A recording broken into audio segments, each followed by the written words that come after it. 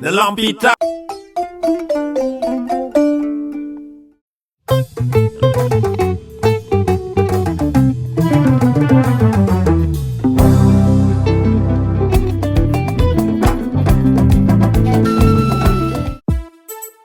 Toujours dans votre journal People de la semaine à la présentation, c'est Tange Tandian Serigne Saliou sur le canal 33 Leral TV, canal 28 en Gambie, canal 8 TV Orange 16 à Eutelsat ou sur les réseaux câblés ou sur l'application Leral TV. Gis ngeen ay bés yi ñu génn ginnaaw bi ñu criminaliser lii nga xamante ni moo jëm ci wàllu viol maanaam sàkku nit te neexu ko ba ñu voté loi boobu ci assemblée nationale ba nga xamante ni képp koo xamante ni jàpp nañu ci wàllu viol suñ lay atte dañ lay daan boo xamante ni daanu crime nga def ginnaaw loolu nag am na beneen loi boo xamante ni sénégalais yi jugaat nañ ko pour ñu yóbbu ko foofu ci assemblée nationale maanaam ñu criminaliser lépp loo xamante ni jëm na ci wàllu ñaarum tur jëm na ci wàllu acte contre nature maanaam ñu tuddee ko wàllum góor jigéen wala wàllum lesbienne muy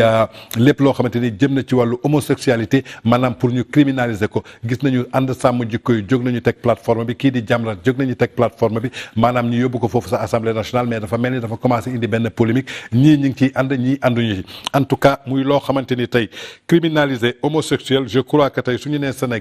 Sénégal dëkku pays laïque la mais suñu xoolee à 95% on est musulman à 5% on est chrétien mais pays laïque boobu tey muy ci côté jullit di côté musulman amul kenn koo xamante ne nangu na lépp loo xamante ne jëm na ci wàllu góor jigéen jëm ci wàllu homosexualité tey ba ci catholique yi maanaam église bi amul kenn koo xamante ne d'accord na ci wàllu góor jigéen maanaam góor ak góor di sëy wala jigéen ak jigéen di sëy muy acte contre nature kenn ci ñoom d'accord ci muy diine Seydina Mohamed nangu ko muy diine Yeesu Christa nangu ko kon tey yaakaar naa ni suñu demee ba facilité ñi criminaliser loi bi nga xamante ne jëm na ci wàllu viol je crois que tey suñu jëmee ci wàllu homosexuel maanaam muy wàllu góor jigéen acte contre nature je crois que loi boobu moo war a gën a yomb ñi criminaliser ko foofu ca assemblée nationale ndaxte Sénégal la ñu nekk nekkuñu France nekkuñu Amérique nekkuñu Canada tey dañu am ay jikko am ay culture am ay moral tey ñun pays musulman lañu fii dëkku Cheikh Ahmadou Bamba la fii dëkku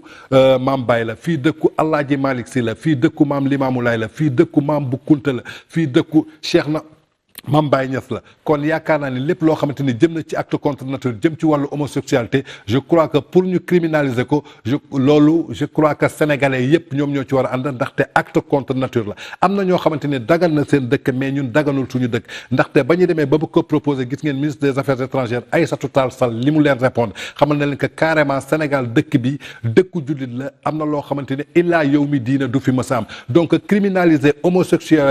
sexuel boobu je crois que lu dagal la lu yoon la lu ñu war a yóbbu foofu ci assemblée nationale nga xamante ni dañ koy criminaliser képp koo xamante ni fekk nañ la ngay dox ci wàllu homosexualité wala dox ci wàllu acte contre nature dañ la war a atte tëj la comme ni ñuy tëjee nit koo xamante ni dafa rey nit mais tey pour ñu voter loi boobu assemblée nationale mi ngi poser problème ñenn ñi dem nañ ba nga xamante ni nee nañu patate chaude la ci table Moustapha Niasse tey ñun sénégalais yi bëgg nañu xam lu tax mu nekk patate chaude ci table Moustapha Niasse bu ñu fàttee ni Sénégal la ñu nekk dañu am suñuy culture am suñuy diine dafa am loo xamante ne ba ilaa yow mi diine àdduna di dox góor jigéen du mës a am doole fii ci Sénégal acte contre nature du mës a am doole fii ci Sénégal ànd sàmm jikko yi nag ni ñu jógee taxaw ci kii di Jamra jóg taxaw ci je crois que tey sénégalais yëpp ñoom ñoo war a ànd en masse muy musulman di chrétien ñoom ñëpp ñoo war a ànd en masse loi boobu ñu teg ko assemblée nationale képp kuy député nga nekk foofu ci assemblée nationale pencum ndaw réew nga xam ne askan bi ñoom ñoo la voté pour nga toog foofu ngeen voté loi boobu nga xamante ni lépp loo xamante ni jëm na ci wàllu homosexualité képp kuñ ci fekk wala ñu jàppale ci xamal ne danañ la daan yoo xamante ni nit ñuy tëjee criminel noonu lañ lay tëjee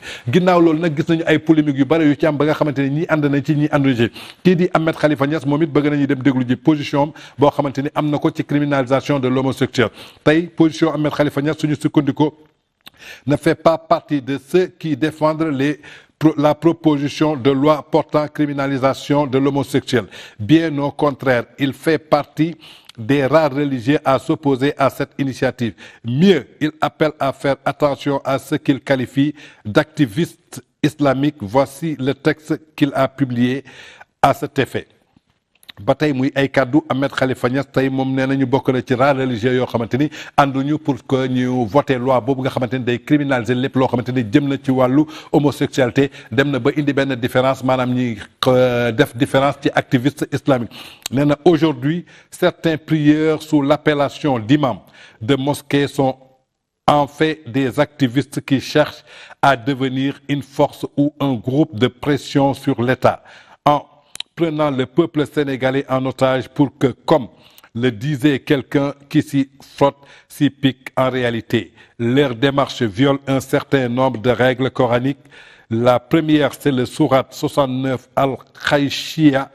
l'inhibition ou l'inévitable dans ce verset 21 à 26. Il est évidemment que dans la société islamique, pas sénégalais uniquement, il y a des faits et des actes qui vont dans le sens de la prohibition, tels que le jeu du hasard, le commerce public, l'alcool, la cigarette. Certains y ajoutent la prostitution alimentaire, la viande de porc. Sur le plan de la sexualité, il y a plusieurs interdits comme la zéphilie, la pédophilie, la microphilie, pour ainsi dire que l'islam, dès son avènement, a averti le prophète Mohammed, paix et salut sur lui, par ce verset 21 de la sourate 69, en lui disant « Rappelle aux gens, car tu n'es qu'un homme obscur, mais point de dictateur. » Pourtant, l'islam n'a jamais obligé les gens à se comporter de telle ou de telle autre manière, et qu'aujourd'hui on veuille les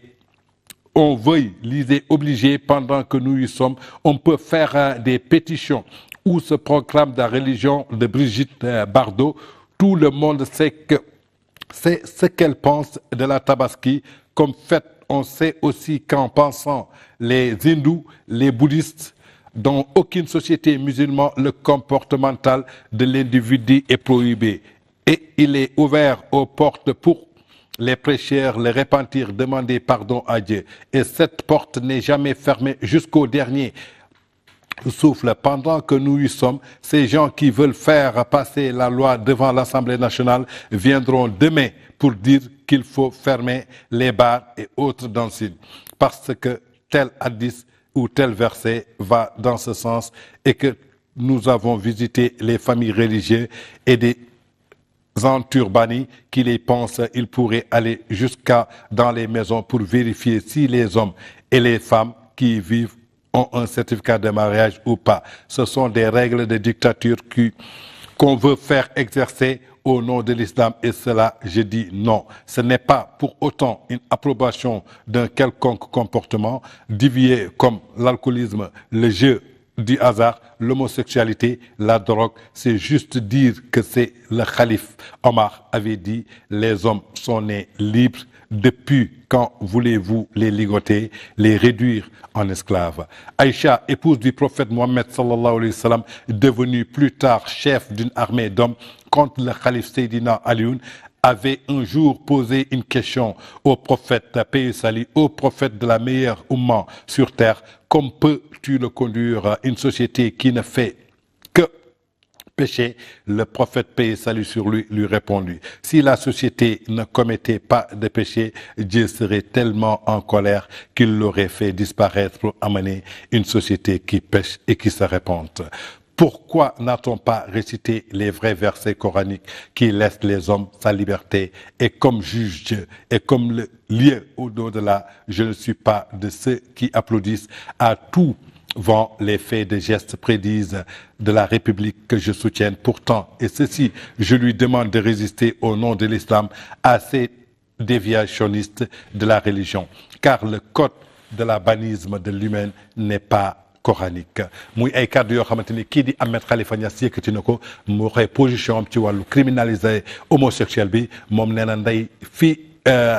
activiste islamique yi jëlee ko maanaam bëgg a jël otage peuple bi tey suñu sukkandikoo ci l'islam tey dañuy dem ba benn instant dañuy bëgg a nooti ni ndaxte tey suñu sukkandikoo ci loolu ëllëg ak ci biir dinañu dem ba nga xamante ni danañ naan nañu tëj lépp loo xamante ni jëm na ci baar wala dansin ci réew mi danañ dem ba nga xamante ni danañ dugg ci biir kër yi di xool góor yeeg jigéen ñi ndax vraiment dañuy sëy wala sëy ñu ndax am nañu certificat de mariage wala amuñ certificat de mariage maanaam day indi benn terrorisme boo xamante ni genre otage lay jàppee nit ñi moo tax nee na lépp nañ ko xool ci yonent bi Seydina sallallahu alayhi wa sallam ndaxte bu ko kooku ne lu tax nit ñi di péché nee na tey nit ñi su dul woon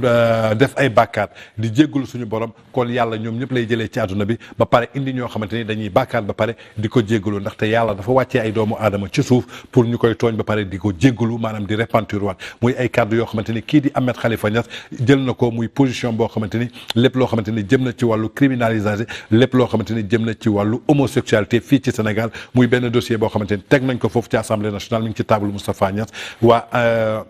Jamra ñoom it ñi ngi dànkaafu képp koo xamante ni député nga yaa ngi foofu nga bokk ci majorité ñàkk bokk ci majorité pour voter loi boobu waaye niñ koy xaymaa rek maanaam ñun suñu xalaat du gàtt tey suñu jógee ba mën a criminaliser lépp loo xamante ni jëm na ci wàllu viol tey yaakaar naa ni homosexuel pour ñu criminaliser ko lu yomb la war a doon ndaxte ñëpp a ci war a ànd ndaxte yaakaar naa ni homosexuel moo gën a ñaaw tey violé doomu aadama tey ci suuf ndaxte kii violé mën naa ne sax góor la jigéen lay sàkku mais tey homosexualité suñ ko waxee maanaam mooy góor ak góor acte contre nature amul benn diine boo xamante ne nangu na ko ci suuf du diine l'islam moo ko nangu du diine chrétien moo ko nangu kon donc tey suñu demee bañ ne dañ koy criminaliser loi boobu yaakaar naa ni c'est juste pour que mbir mi bañ a law ci réew mi ndaxte gis nañu ay at yi ñu génn ñu bëree ñu ngi leen di gis ci lu mel noonu ñu ngi leen di tudd ci lu mel noonu te dara indi ko lu dul phénomène bu bees bi nga xamante ni ñenn ñi dañuy dem ba Europe suñu demee Europe pour am kayit ñoom dañuy taafandikoo ñoom ay góor jigéen lañu jigéen ñi di taafandikoo ay lesbiennes lañu uniquement pour ñu mën leen jox kayit ci biir loolu nag tubaab yi dafa tuñ jamono ji dañ lay booleeg ay nit yoo xamante ni ñoom loolu la ñuy dund ngeen nekk ñu xool ndax yow loolu nga wala doo loolu tey su dee kayit bi yitteel na la ba nga ne xaaral ma dugg ci def ko benn yoon ñaar yoon mën na doon vice ci yow je crois que loolu moo ko bëgg a lawal jamono ji kon tey yaakaar naa ne su ñu yëkkatee benn loi ñu ne dañuy criminaliser lépp loo xamante ne jëm na ci wàllu homosexuel wala acte contre nature wala lesbianisme jëm ci wàllu LGBT je crois que assemblée nationale dafa war a voter loolu Sénégal ñëpp ciy ànd nañu jàpp ni que daal fii ba yow mi diine illaa yow mi diine lépp luy góor jigéen kenn du ko daganal ci réew mi kenn du la may jàmm ci réew mi lépp lu jëm ci wàllu lesbianisme kenn du la may jàmm ci réew mi muy diine l'islam nangu ko muy diine chrétien nangu ko muy luñ leen indiloon ci wàllu jëm ci criminalisation homosexualité. The Lampita.